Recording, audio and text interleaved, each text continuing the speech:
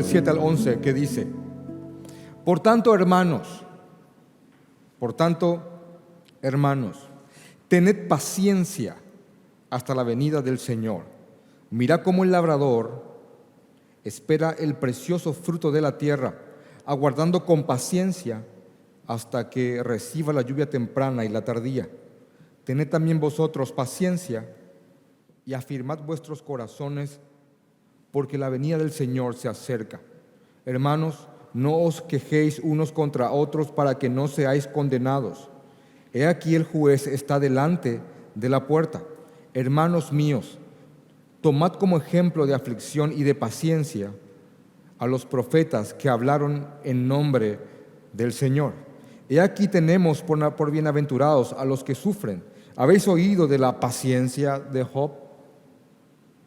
Y habéis visto el fin del Señor, que el Señor es muy misericordioso y compasivo. ¿Cuál sería la idea central? Paciencia. 5 veces en una porción tan corta. Hermanos, tengan paciencia, así como el campesino, como el labrador, espera con paciencia la lluvia temprana o tardía. Después dice: no murmuren los unos contra los otros, sino que sean como los profetas que sufrieron con paciencia y permanecieron pacientes. Y así como Job, de quien han oído, fue paciente. Y ya saben cómo terminó la historia con el Señor, porque Él es misericordioso y compasivo. ¿Cuál es la enseñanza? Paciencia. Ahora, cuando yo pensé en el título, le dije a Marvin, que es el que titula para que esto salga en las redes sociales, ¿qué le ponemos? Y yo dije: paciencia, muy corto. Entonces la prédica de hoy, para que sea un poco más desarrollado, el título se llama Desarrollando paciencia en la aflicción, porque esto se trata de la paciencia. Si uno quiere definir sencillamente lo que es la palabra paciencia, uno lo puede definir bien con sinónimos para que la palabra tenga sentido. Paciencia es la capacidad que una persona puede desarrollar para soportar, para esperar, para resistir, para perseverar y para tolerar una situación, cualquiera ésta sea. Repito, la paciencia es la capacidad que tiene una persona para soportar, esperar, resistir, perseverar o tolerar una situación cualquiera ésta sea. Así que en el contexto que estamos leyendo ahora, Santiago, como es un pastor, Santiago es un pastor. Él está escribiendo preocupado porque las personas a las cuales él se dirige se mantengan en paciencia, para que las personas a las cuales él se dirige se mantengan pacientes. El texto comienza con una pequeña palabra que es una conexión, que dice, repito, 5:7 de Santiago, dice: por tanto. Cuando yo encuentro una palabra como esta, o 2 palabras como esta, por tanto, o encuentro un entonces, o encuentro un por lo tanto, quiere decir que lo que se va a leer a continuación, o lo que se va a desarrollar a continuación, tiene una conexión con la idea anterior. Yo te hablo de algo, te doy un concepto, y cuando yo uso por tanto para pasar a la siguiente idea, es que esta idea tiene conexión y sentido a la luz de la idea pasada.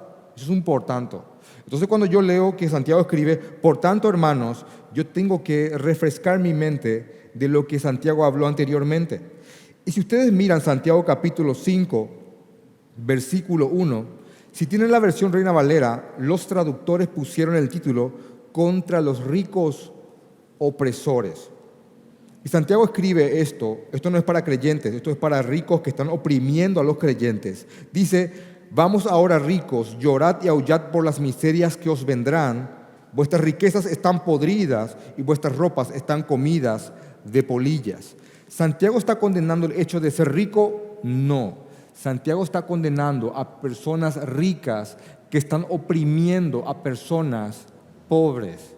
Ese es el contexto. Ese es el contexto inclusive de la prédica antepasada en el cual nos referimos a este texto. Ahora, yo me veo obligado, para que tenga sentido lo que vamos a leer ahora, aunque sea durante 4 minutos, ponerles en contexto lo que está pasando aquí y por qué hay gente cristiana que está siendo oprimida por personas adineradas. Según lo que vemos en el libro de Hechos, capítulo 2, 3 y 4, cuando el Señor asciende y establece a su iglesia, hubo un gran avivamiento en Jerusalén, en el sentido de que mucha gente se convertía. Se convertían de a 2,000, 3,000, 5,000. Había mucha gente que creía en Jesucristo. Entonces Jerusalén, una ciudad que cuando estuvo Jesús era peligrosa identificarse con Cristo, en un momento se volvió un lugar relativamente cómodo para ser creyente. ¿Por qué? Porque ya habían muchos creyentes. Cuando hay una iglesia o una causa que tiene más de 10,000 personas, ya es una causa importante. Entonces Jerusalén, para un creyente, se convirtió en un lugar relativamente tranquilo, cómodo. Según el libro de Hechos 8 y Hechos 9, se levanta una gran persecución contra la iglesia en la ciudad de Jerusalén. Entonces muchos creyentes, muchos cristianos, en su mayoría, casi en su totalidad judíos, muchos creyentes lo habían perdido todo por causa del Señor Jesucristo. Así que gente que tenía una alta posición socio-religiosa, cosa que en Paraguay no hay hoy, no hay una especie de sociedad socio-religiosa en el cual tengamos una casta religiosa alta en la cual nunca nadie va a llegar, a la cual nunca nadie va a acceder, a menos que nazca en ese nicho, en ese grupo de personas. Hoy no hay algo comparativo en cuanto a eso, pero sí lo había en Israel. Había un grupo de gente religiosa que era la cúpula, la élite, lo más alto de lo alto, y muchos de ellos se habían convertido a Jesucristo y por causa de Jesús lo habían perdido absolutamente todo. El ejemplo más claro en la Biblia de eso es el apóstol Pablo, que dice: yo era judío de judíos, mucho más celoso de la fe de mis padres con relación al resto. Yo era realmente, en cuanto a la ley, fariseo, y estaba adelantado a la gente de mi época, circuncidado al 8º día del linaje de la tribu de Benjamín, y por Cristo Él lo perdió absolutamente todo. Y ese era el caso no solamente de Pablo, ese era el caso de muchos creyentes en la iglesia primitiva que al seguir a Cristo se habían quedado sin nada. Entonces estas personas, como comienza una persecución en Jerusalén, donde Santiago, quien está escribiendo esto, es un pastor. La gente empieza a correr y corriendo y huyendo de la persecución, llevan el evangelio con ellos a las regiones a las cuales iban a refugiarse. Y lo increíble y lo providencial y la soberanía de Dios se manifiesta en que, aunque el reino opuesto quería con esta persecución frenar el evangelio, lo único que terminaron haciendo fue hacer que el evangelio se expanda y explote y vaya como esquirlas por todas las regiones de alrededor. ¿Se me está entendiendo?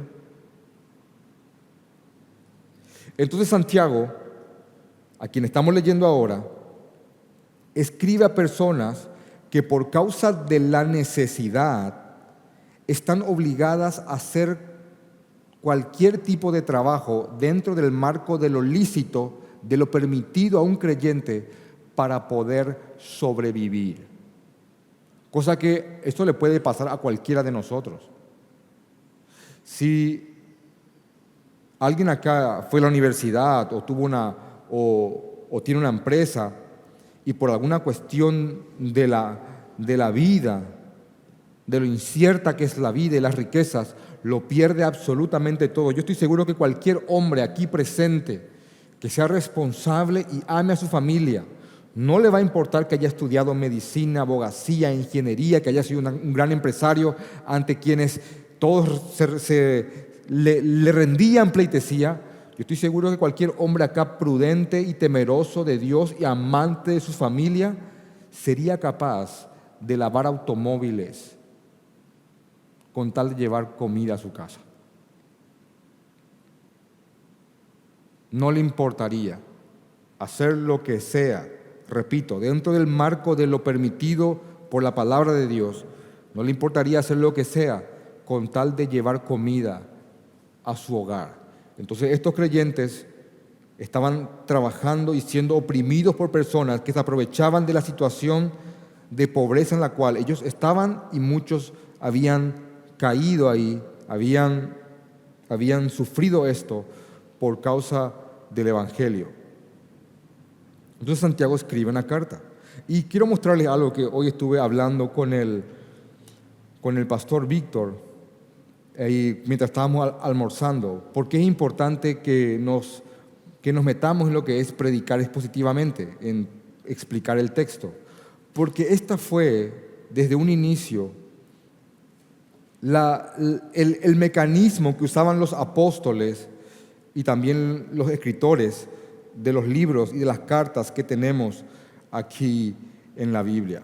Quiero poner como ejemplo, para que ustedes entiendan qué se hacía con una carta en la iglesia primitiva, cómo se trataba una carta en la iglesia. Por favor, quédense ahí en Santiago capítulo 5, dejen ahí un señalador y quiero, por favor, que vayan conmigo al libro de Colosenses, capítulo 4, versículo 16, para que vean qué se hacía con una carta. Esta es una carta que Pablo envió a la gente de Colosa, a los colosenses. Y por favor, quiero que presten atención, les suplico, que miren lo que dice en el 4:16. Cuando esta carta haya sido leída entre vosotros,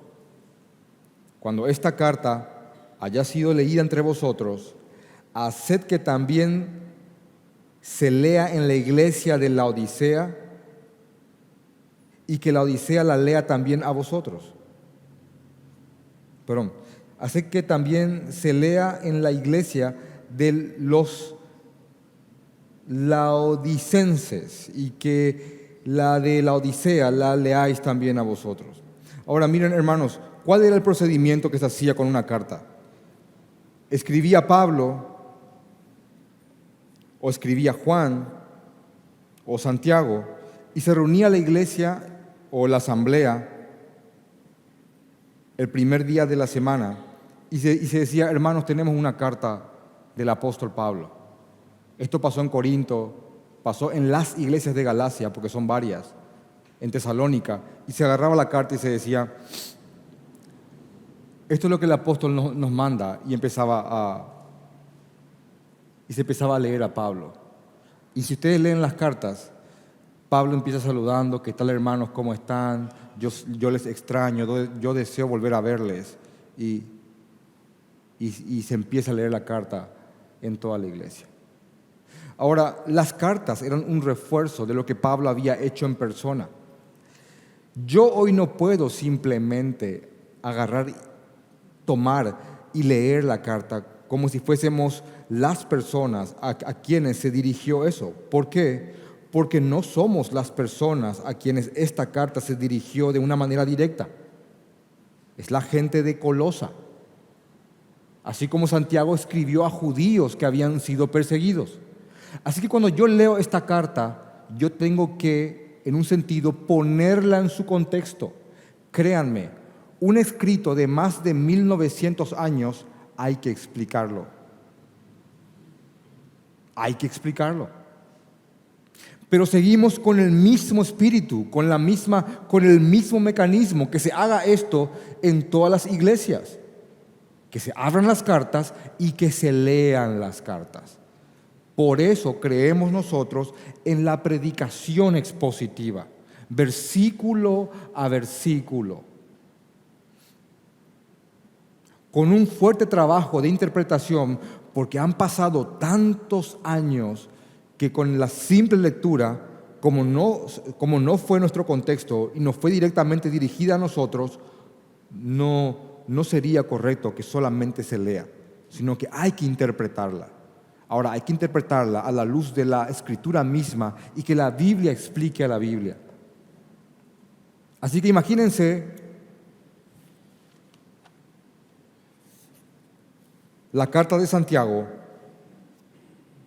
cuando de repente en una asamblea, se saca una carta, está la gente perseguida, la gente extrañando su buena vida en Jerusalén, más de uno dirá, y bueno, antes de ser cristiano vivía mejor, y se verá tentado en mayor o menor medida a querer volver. Y de repente viene una carta y dice, carta de Santiago, nuestro pastor allá en Jerusalén, y empieza la persona a leer la carta y a hablarnos las palabras que Santiago nos escribe. Y ellos están oprimidos, tribulados. Varios de ellos mueren por causa del Evangelio. Estas palabras habrán sido de sumo gozo y de mucha consolación. Así que Santiago dice, hermanos,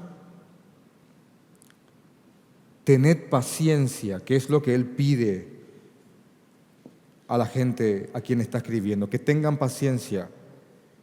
Santiago toma el tema de Santiago capítulo 1, versículo 2, así que él toma su tema inicial, lo retoma, en el cual él dice, tened por sumo gozo cuando os halléis en diversas pruebas.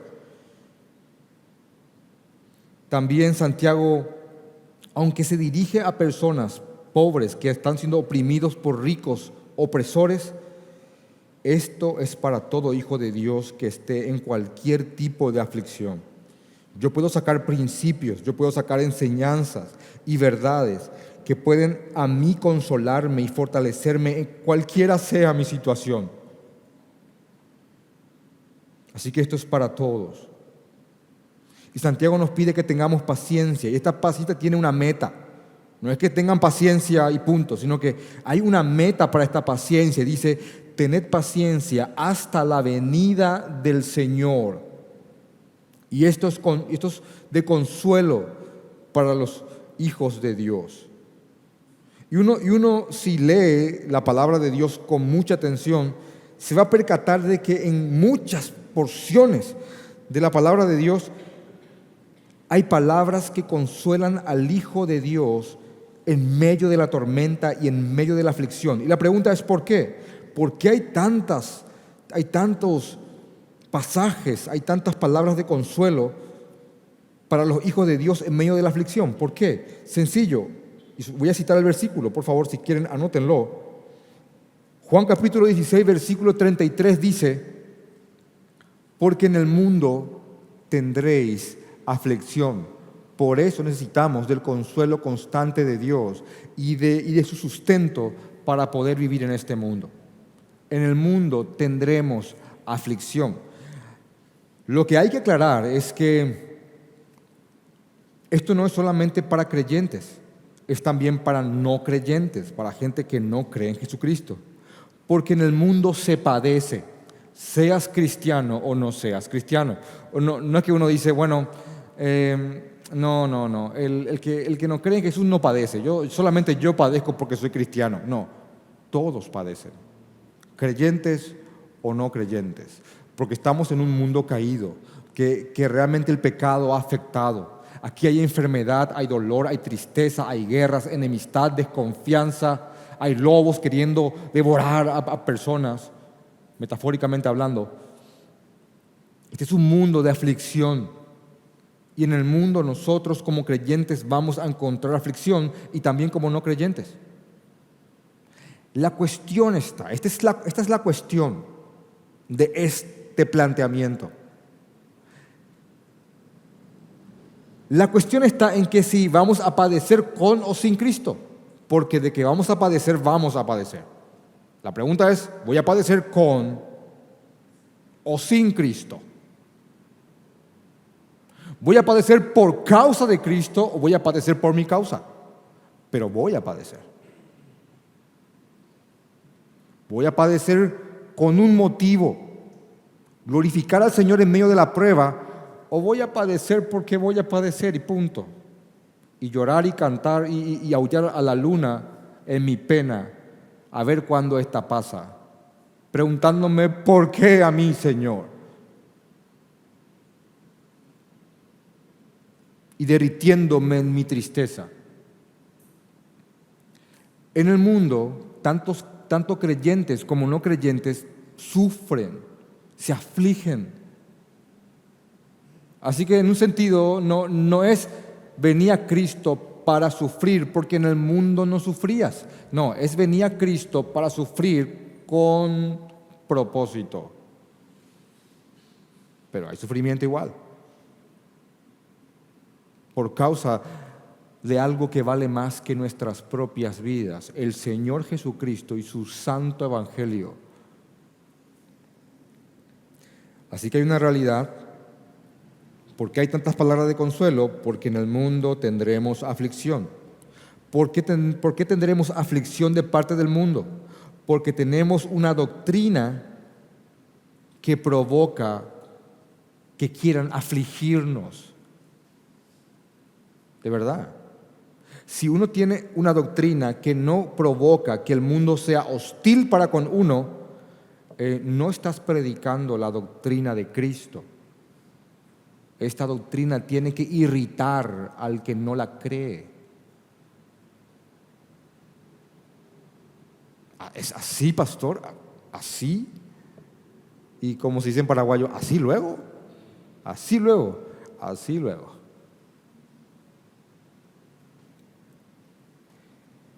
Quiero mostrarles un texto. Miren, por favor. Segunda de Timoteo. Pastor, nosotros tenemos una doctrina que produce que quieran afligirnos. ¿Eso así de duro es? Sí. Quiero leer con ustedes segunda de Timoteo, capítulo 3. Vamos a leer del 10. Esta es una carta también. El NT, el Nuevo Testamento está lleno de cartas. Ahora, esta no es una carta para una iglesia, es una carta personal. Por eso dice la palabra, dice el nombre Timoteo, una carta a una persona. Así que en vez de ser leída a la congregación, esta carta lo leyó una persona llamada Timoteo, quien estaba en una iglesia en Éfeso, en la cual él estaba sustentando y dirigiendo la iglesia. Así que imagínense alguna vez que una persona a la luz de una vela o de una lámpara de aceite haya leído esta carta. Miren lo que le escribe Pablo a Timoteo en 3:10. Por tanto, tú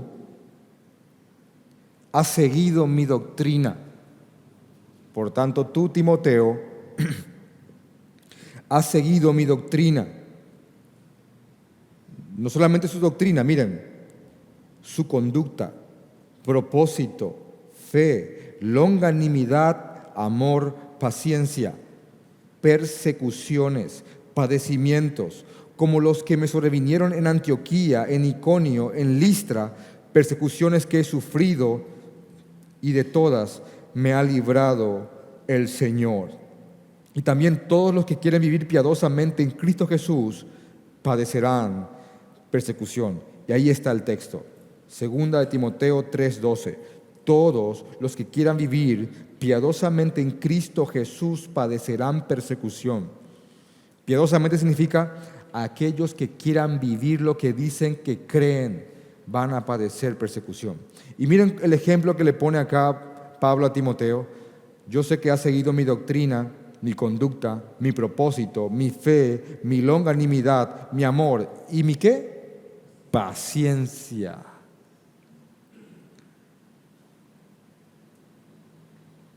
Así que te repito para que tengas el sustento bíblico. En el mundo hallaremos aflicción porque tenemos una doctrina que provoca que el mundo desee afligirnos porque somos totalmente opuestos a lo que ellos son. Y si uno sigue el ejemplo de aquellos hombres que en la Biblia amaron al Señor, la conducta de ellos, su propósito, también inevitablemente vamos a padecer de las persecuciones y las aflicciones que ellos padecieron.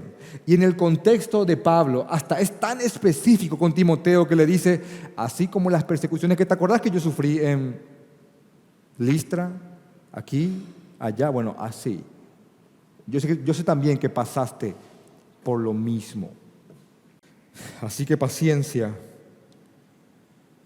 soporten, perseveren, esperen, resistan y toleren en el Señor. ¿Hasta cuándo? Hasta la venida. Y después él usa un ejemplo muy hermoso, muy cercano para la gente de la época. Y también yo creo que hoy día para la gente del campo. Aquí en la ciudad esto no es que se valora mucho. Dice, mirad cómo el labrador, como el campesino, mirad cómo el labrador espera el precioso fruto de la tierra, aguardando con paciencia hasta que reciba la lluvia temprana y la tardía. Yo soy el hijo de un campesino. Mi papá se crió en una estancia en el campo. Y para él siempre cuando se hablaba de ganado, de cosechas, tenía como mucho sentido las cosas. Yo estuve en un seminario en el cual yo conocí a Fabio, al hermano Fabio. Y teníamos compañeros de seminario que vivían en el campo, vivían en el Chaco. Y cuando estábamos en el seminario, había días que caían lluvias muy fuertes. Y uno aquí en la ciudad mira la lluvia, sabe del raudal, del agua en las calles, de lo intransitable que se pone la ciudad a veces, y dice, decíamos qué fuerte la lluvia, con angustia. Y un compañero, un descendiente de alemanes, nos dijo, esto en el Chaco es fiesta, me dice. ¿En serio? Sí, cuando llueve así, salimos al patio y miramos el cielo y abrimos la boca. Y damos gracias al Señor. Imagínense que aquí hagamos eso. Que llueva y todos nos pongamos felices y salgamos al patio.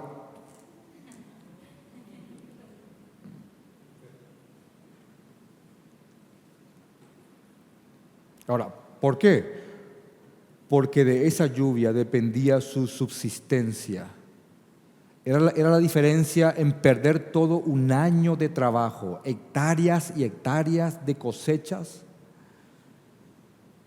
Pero realmente, inclusive como había tan poca agua, ellos tenían en sus techos, me decían que tenían como una especie de recolectores de agua, no me acuerdo el término técnico, en el cual llovían en el techo y caían y ellos felices porque el agua venía del cielo. ¡Wow! Otro contexto, ¿verdad? Alguien que lea este verso va a decir, sí, yo lo entiendo y yo lo he vivido. Sí, como con esa paciencia, con esa esperanza, así como el labrador espera el precioso fruto de la tierra, aguardando con paciencia hasta que reciba la lluvia temprana y la tardía. Así, con esa paciencia, con esa esperanza, esperen y soporten en el Señor hasta que venga su día. ¿Están afligidos? ¿Están pasando pruebas? Bueno, soporten. Tiene una meta esa paciencia, soporten. Hermanos, la venida del Señor, que el Señor algún día regrese, es una de las esperanzas a las cuales el pueblo de Dios se ha aferrado siempre, y mucho más aún en momentos de mucha tribulación, de mucha prueba, de mucha aflicción. La pregunta es, ¿por qué la verdad que el Señor vuelve, que el Señor vendrá? ¿Por qué es tan importante? ¿Por qué es de consuelo para los sufrientes, para sus hijos? ¿Qué implica esa venida que sea un consuelo para nosotros? La respuesta es, implica justicia.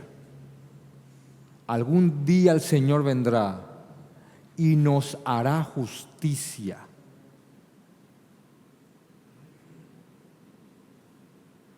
Así que esta gente que está leyendo esto está siendo oprimida por personas inescrupulosas.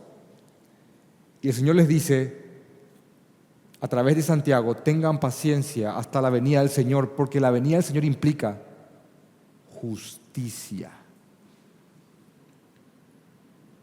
¿Saben que una de las frases más pronunciadas en la iglesia primitiva era el Señor viene? Y había una palabra que encerraba esa frase, y yo sé que por ahí la mayoría de ustedes lo conozcan, y es la palabra Maranata. Maranata. Era un saludo en la iglesia primitiva. Ellos estaban padeciendo tanta persecución cuando la iglesia comenzó, que entre creyentes, cuando caminaban por las calles, cuando se cruzaban en ciertos lugares, se saludaban Maranata. Imagínate que hagamos eso. El Señor viene, Maranata. Entonces yo estoy caminando, estoy por cruzar con Américo y Maranata, Maranata. Iba en su caballo él, veía a un hermano, Maranata, Maranata. Había mucha gente, había persecución. Yo no sabía si él era o no creyente. Maranata, Maranata, Maranata. El Señor viene. Imagínense si hoy nos saludáramos así. Roberto, Maranata. Javier, Maranata. Maranata para vos también. Qué hermoso. Es que había tanta aflicción que era el consuelo más grande que la iglesia de Cristo poseía. Una frase tan hermosa.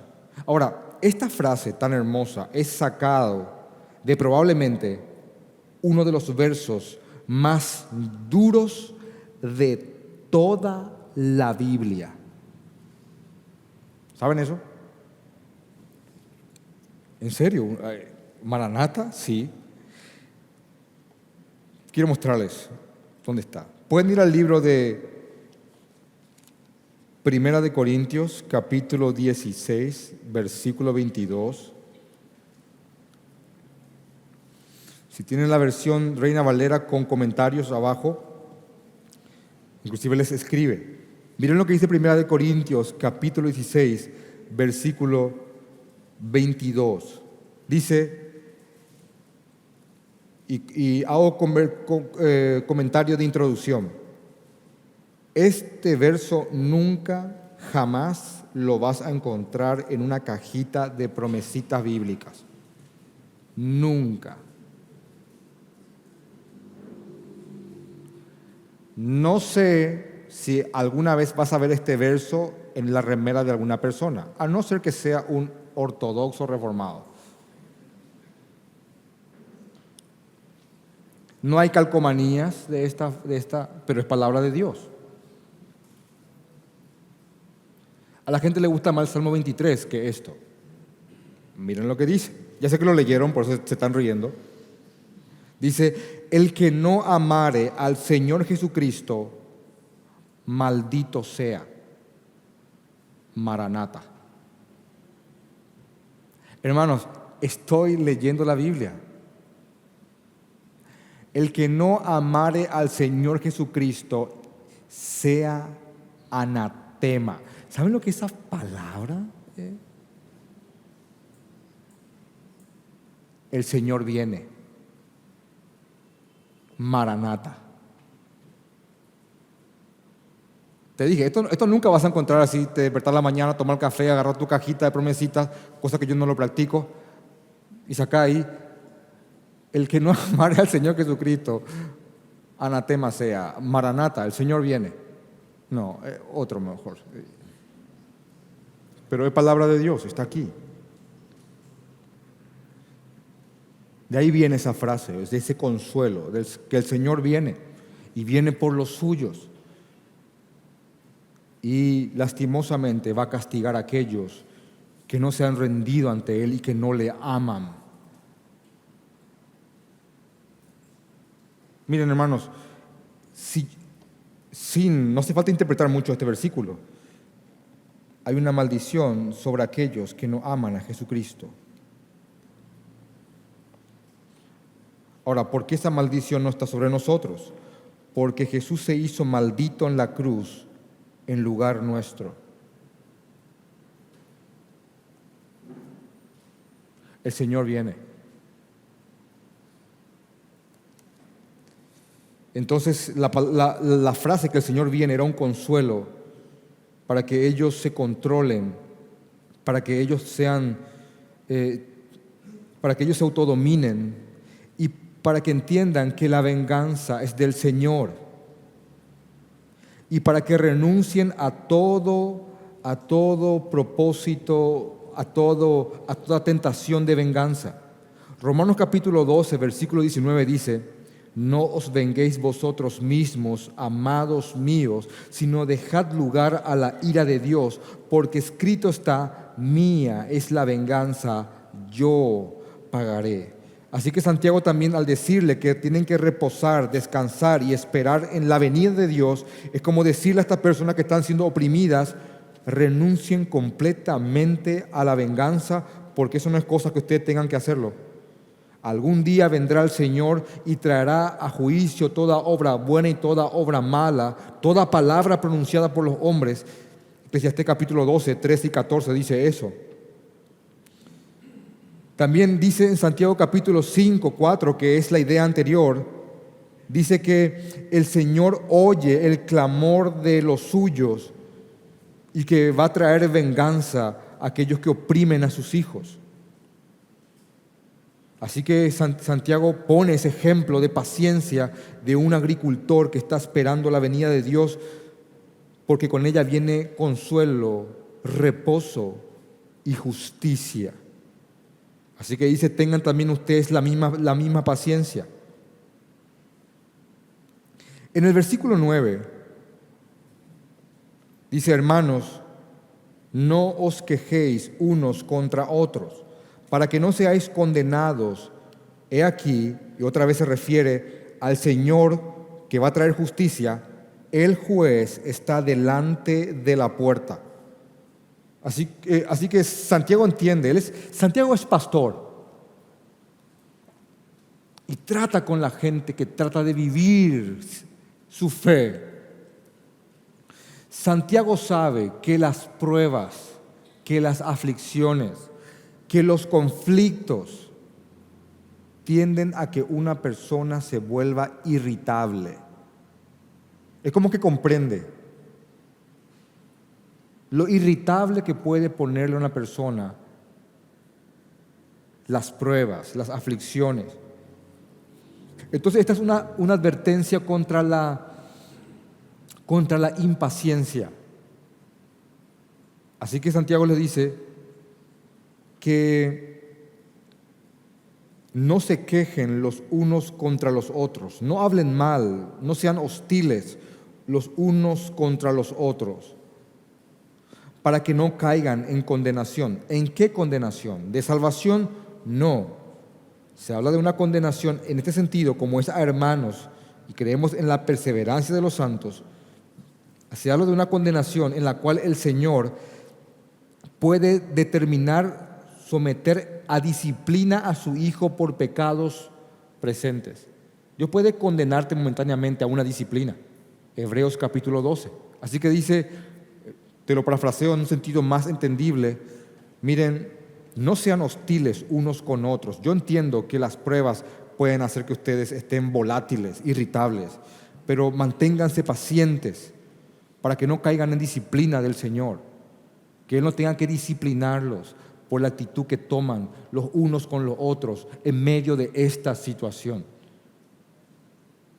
Así que reposen en el Señor. El juez está a las pruebas, a las puertas. No sea que estando frente a Cristo tengan menos peso de gloria sus obras, porque las han manchado con murmuraciones y con tratos hostiles entre ustedes. Y después de cerrar esto, de advertir contra la impaciencia, dice en el versículo 11, he aquí, tenemos por bienaventurados a los que sufren. Y otra versión también de esta frase, he aquí, también se puede traducir como ustedes ya saben. He aquí, como ustedes ya saben, o como sabéis. Esto Santiago lo pone así porque Santiago da por hecho que la gente que está leyendo esta carta de consuelo conoce las palabras de Jesús. Entonces dice aquí, tenemos por bienaventurados a los que sufren. Habéis oído de la paciencia, tomad como ejemplo de aflicción y de paciencia a los profetas que hablaron en nombre del Señor. Versículo 10. Ahora voy al 11, disculpen. He aquí tenemos por bienaventurados a los que sufren. Habéis oído de la paciencia de Job y habéis visto el fin del Señor, que el Señor es muy misericordioso y compasivo. El que leyó esto, yo les aseguro que no pudo evitar traer a su mente las palabras de Jesús que están en Mateo capítulo 5. Vamos a Mateo capítulo 5, que dice, bienaventurados sois cuando por mi causa os vituperan y os persigan, y digan toda clase de mal contra vosotros, mintiendo. Gozaos y alegraos, porque vuestro galardón es grande en los cielos, porque así persiguieron a los profetas que fueron antes de vosotros. Así que Santiago, vuelvo a Santiago capítulo 5, cuando Santiago dice, como ya saben, se está refiriendo a las palabras de Jesús del Sermón del Monte, en el cual Jesús ya advirtió que íbamos a ser perseguidos por su causa, como también han sido perseguidos los profetas del Antiguo Testamento. La aflicción y la paciencia de los profetas del Antiguo Testamento es algo sumamente conocido por aquellos que estaban leyendo esta carta. Ahora, cuando yo hablo de los profetas del Antiguo Testamento, no puedo solamente encajonarme o limitarme a aquellos profetas que escribieron textos, sino que también de aquellos que, si bien no escribieron nada, hablaron de parte del Señor. Y les repito esto, como la audiencia era judía mayormente, para ellos la aflicción y la paciencia de los profetas era algo sumamente conocido. Después de hablar estas palabras, Santiago quita el ejemplo del sufriente por excelencia. Creo que después de Jesucristo, que sufrió en la cruz lo indescriptible, si uno pone el ejemplo de alguien que sufrió y fue creyente, es esta la persona, es este el hombre. Dice en el libro de Santiago, capítulo 5, versículo 11, después de decir bienaventurados los que sufren, dice, ¿habéis oído de la paciencia de Job? Hermano, Job fue una persona que realmente sufrió.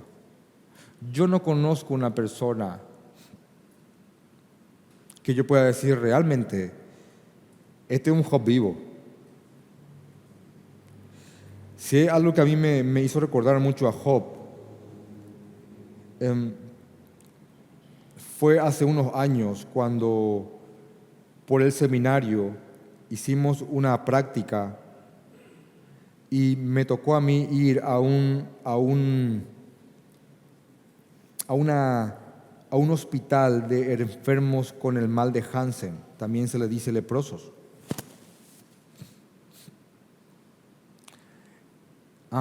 Pastor, ¿lo decís por un leproso? No.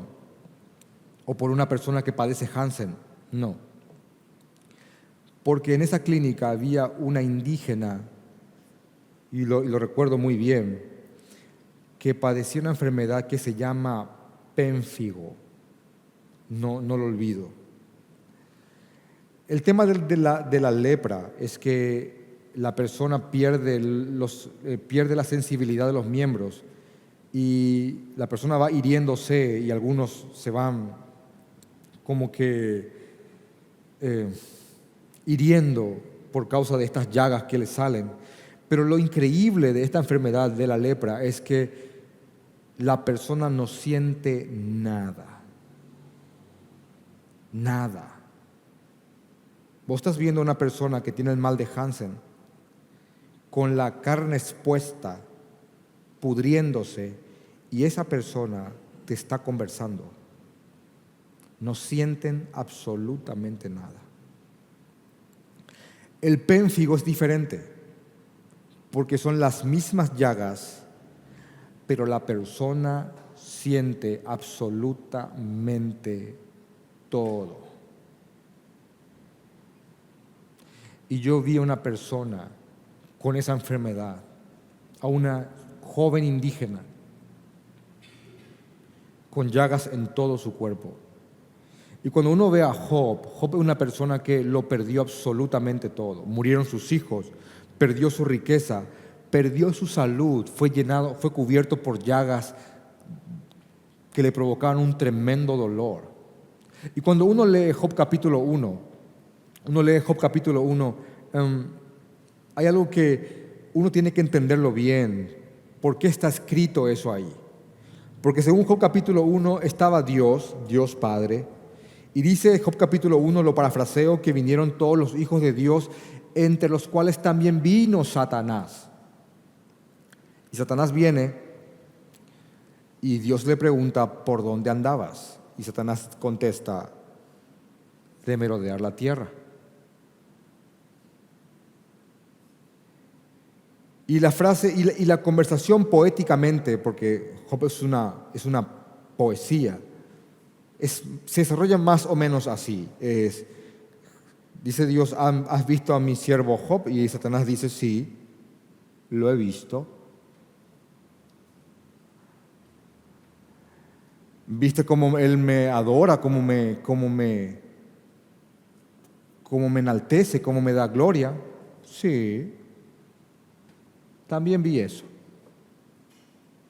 Ahora, este es el planteamiento de Satanás.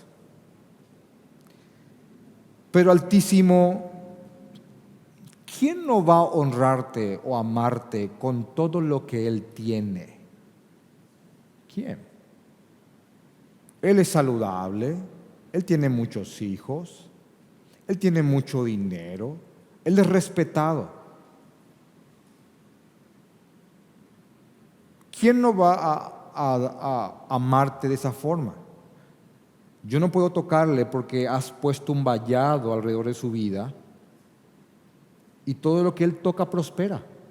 ¿Quién no va a amarte así? Pero permíteme que toque lo que tiene. Permíteme sacarle cosas. Permíteme herirle. A ver si no te maldice en tu propia presencia. ¿Saben qué le dice Dios? Te ato, Satanás, no le dijo. ¿Saben qué le dijo? Está bien. Voy a sacar el vallado y te permito que toques su vida. Que toques lo que tienes. Que le saques lo que posee. Con limitaciones. No podía provocarle la muerte. Ahora, uno podría entender mal esto y decir, este es un texto que dice, que muestra que Dios quiere demostrarle cosas a Satanás. No, ese no es el sentido de Job. Toda la idea de Job se refiere a cómo hasta Satanás se mueve absolutamente dentro de la soberanía de nuestro Señor. Y que no hay desgracia, que no hay mal que toque nuestra puerta sin que el Señor le haya dicho, puedes hacerlo. Así que Santiago dice, ¿oyeron de la paciencia de Job? Y la gente dice Job, oh sí. Ahora, ¿pero qué paciencia si Job se plagueó mucho mientras sufría? Job quiso morir, Job capítulo 3. Yo tengo Job en la cabeza porque, uf,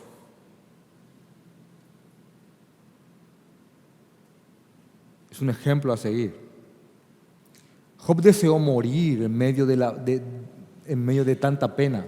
¿Por qué no morí yo en el vientre de mi madre? ¿Por qué no perecí yo como un niño abortivo? ¿Por qué me dieron de mamar los senos de mi madre? ¿Por qué no perecí? Así estaría en el reposo. Me quiero morir. Eso es lo que este hombre dijo. De tanto sufrimiento. Ahora, ¿a qué se refiere esa paciencia? A que con todo lo que le ocurrió a Job, según Job capítulo 1, versículo 20 en adelante, con todo lo que le ocurrió, Job no pecó atribuyéndole a Dios un despropósito en lo que le estaba pasando. He ahí el ejemplo de su paciencia. Él no pecó. Él no pecó de esta forma. Él no dijo, mi Dios es un déspota, un sádico que me hace esto porque le gusta verme sufrir. Y esto no tiene ningún propósito. No pecó Job de esa manera. Y se mantuvo perseverante, esperando, paciente y tolerante en esa postura. No sé muy bien el motivo, pero hay un propósito. Hay un propósito. Y Job adoraba, y adoraba, y adoraba, y rendía al Señor culto, y adoraba. Así que han oído, dice Santiago, de la paciencia de Job. Bueno, así, en medio de la aflicción, así tienen que estar. Porque hay un propósito. El Señor está cincelándonos, está puliéndonos, está formándonos a la imagen de Cristo, a la imagen de aquel que sufrió en la cruz, a la imagen de aquel varón de dolores. Y inevitablemente, para que seamos moldeados a la imagen de Cristo, una de las herramientas es la aflicción. Es.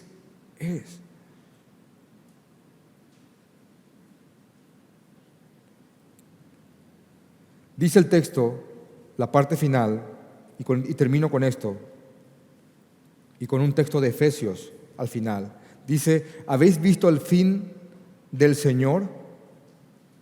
Que el Señor es muy misericordioso y compasivo. Ahora, cuando uno dice, ¿habéis visto el fin del Señor?, uno podría centrarse en esto material. Sí, yo sé cómo terminó lo de Job. Job terminó siendo mucho más rico de lo que era. Y es verdad. Pero no está ahí la enseñanza de Job. No es que el Señor le hizo pobre a Job para después hacerle más rico. No, ahí no está la médula de lo acontecido con Job. No era ese el propósito que Job entendió después. En el libro de Job, para que Job mismo nos los diga, en el libro de Job, capítulo 42, después de todo lo que padeció, Job dijo esto: oye, te ruego y hablaré. Te preguntaré y tú me enseñarás. Así ya, acá está él con un corazón totalmente enseñable. Y acá está el propósito. Este es el fin del Señor. De oídas te había oído, mas ahora mis ojos te ven. ¿Saben qué produjo todas estas pruebas en Job? Que él pueda ver al Señor de una forma y de una manera como nunca antes lo había visto. Es verdad, después terminó siendo más rico, pero esa añadidura puede venir o puede que no venga. Pero el propósito que Job estaba esperando era esto. ¿Y cómo yo puedo traer esto aquí? Hermanos, cualquier tipo de aflicción que yo esté pasando, Yo te aseguro que uno de los propósitos es este: que veas al Señor como nunca lo habías visto antes.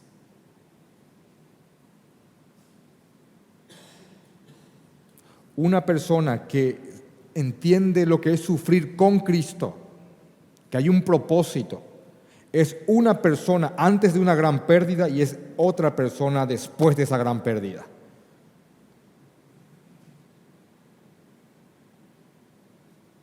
Y producto de las sucesivas pruebas que vamos a ir viviendo hasta que el Señor venga por nosotros, yo estoy seguro que en este proceso de santificación, a quien yo tengo enfrente hoy no va a ser el mismo de acá a 10 años, porque el Señor va a ponernos en situaciones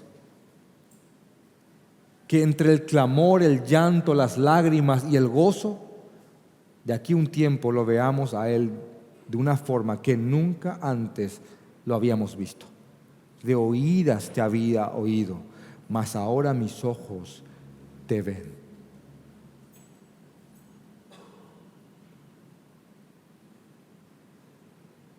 Así que cuando Santiago se refiere a las personas a quienes está escribiendo, dice, bueno, ¿se acuerdan de la paciencia de Job? Bueno, hay un propósito, hay un motivo. Perseveren, sean pacientes. Y termino con este verso, Efesios capítulo 3, versículo 14. Por esta causa doblo mis rodillas ante el Padre de nuestro Señor Jesucristo, de quien toma nombre toda la familia en los cielos y en la tierra, para que os dé, conforme a las riquezas de su gloria, el ser fortalecidos con poder en el hombre interior por su Espíritu. Por esto Pablo dobla sus rodillas, para que seamos fortalecidos en las riquezas de su gloria, en el hombre interior, por su Espíritu Santo se refiere. Sigo leyendo el texto, versículo 17. Para que habite Cristo por la fe en vuestros corazones, a fin de que arraigados y cimentados en amor, seáis plenamente capaces de comprender. Porque acá está el punto. A veces no somos capaces de comprender porque no estamos arraigados en el amor de Dios. Así que Él dice, para que seáis plenamente capaces de comprender con todos los santos cuál sea la anchura, la longitud, la profundidad y la altura, y de conocer el amor de Cristo que excede a todo conocimiento, para que seáis llenos de toda la plenitud de Dios. Y a aquel, con mayúscula, aquel, y a aquel que es poderoso para hacer todas las cosas mucho más abundantemente de lo que pedimos y entendemos, según el poder que actúa en nosotros, a Él sea la gloria en la iglesia en Cristo Jesús por todas las edades. ¿Se dan cuenta? Hasta nosotros, por todas las edades, por los siglos de los siglos. Amén. Que el Señor nos ayude a comprender su amor y el trato. Así que, hermanos, paciencia, que el Señor no nos olvida y vendrá por nosotros y nos hará justicia para gloria suya. Vamos a orar.